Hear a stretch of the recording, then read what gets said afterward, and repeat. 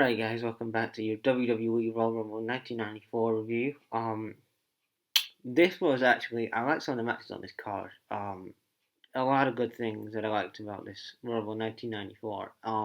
I liked, obviously, I liked Tonka and Bam Bam Bigelow. That was a really good way to open the show, so let's start with that match.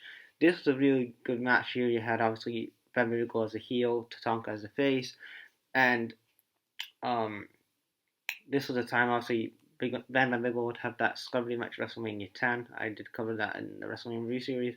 But this was a good match here.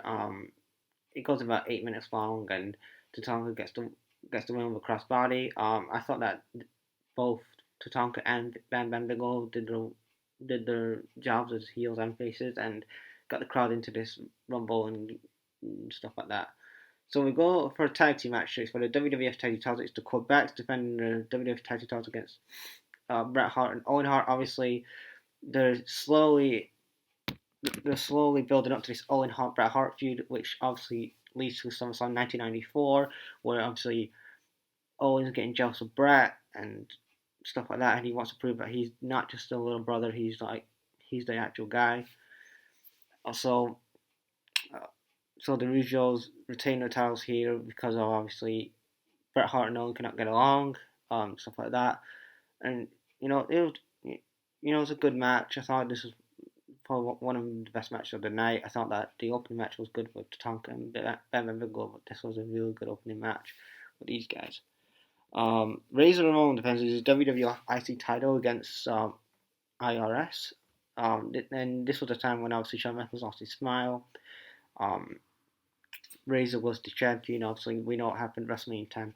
And this was a quick IC title match here, but Razor gets the win here because Shawn tries to interfere, and then they restart the match because shit goes down, and then Razor gets the win with the Razor's Edge.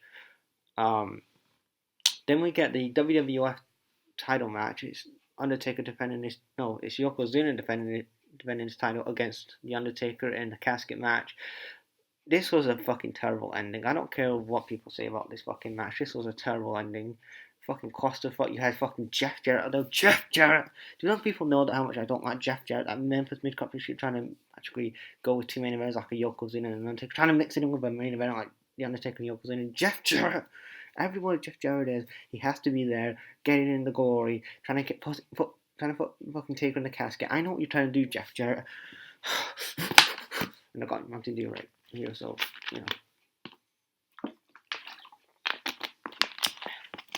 But anyway, they did a bit of brawling. It's your typical casket match. They're trying to get one another into the casket, and eventually we have this bunch of these fucking guys ganging up on Undertaker, and then eventually they stand on the casket, lock the door, and that's it. He gets defeated by Yokozuna, and that was it. Yokozuna retains his title. And then we get to the Royal Rumble match.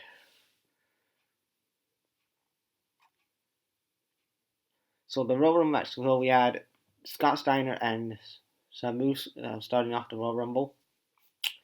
Then Rick Steiner, Owen Hart, Bart Gunn, Diesel, Bob Backlund, Billy Gunn, Virgil, Macho Man, Randy Savage, yeah. We had Crush, Jeff Jarrett, Doink, Bam Bigelow, Mabel, Hardcore Holly. We had Shawn Michaels, Mo,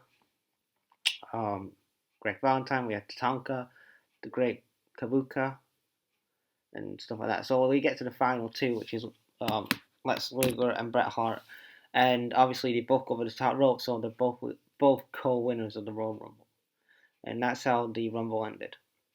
So what did you guys think of this Royal Rumble 1994? I thought it was an entertaining show. I actually enjoyed this one. I think that this was way better than 1993 when I watched. And yeah, so what do you guys think about the show? Leave your thoughts in the comments, and I'll see you guys later. Peace.